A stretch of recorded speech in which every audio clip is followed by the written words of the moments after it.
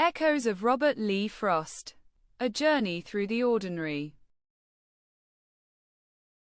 Listen to the story carefully. Story 13. Going for Water. I left the cabin just as the sun tipped over the hills, bucket in hand, boots crunching on the rocky path. The creek was miles away, winding through fields where cows grazed and birds darted. I hummed an old tune, thinking of the day ahead, chores stacked like blocks waiting to topple. Each step pulled at my muscles, but I felt alive, counting rocks and roots as if they were friends. When I reached the water, it glistened, clear and cool, singing over stones, and I knelt, letting it splash my face. On the way back, I balanced the bucket, careful not to spill a drop. Feeling the rhythm of work, life, and the simple joy of carrying something needed.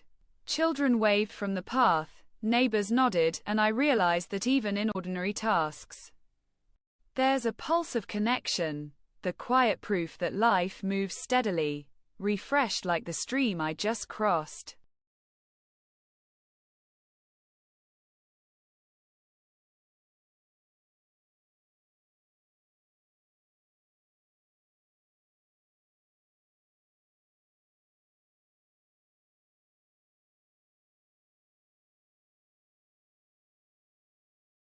Now listen to the poem.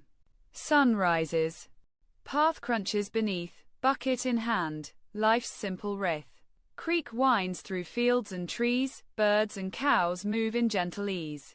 Muscles strain, yet heart feels light. Counting rocks in morning bright. Water glistens, cool and clear, singing over stones near here. Bucket balanced, homeward stride, life and work in steady tide. Children wave, neighbors nod. Ordinary tasks bear gift from God. Even small chores hold gentle proof, connection hums beneath the roof.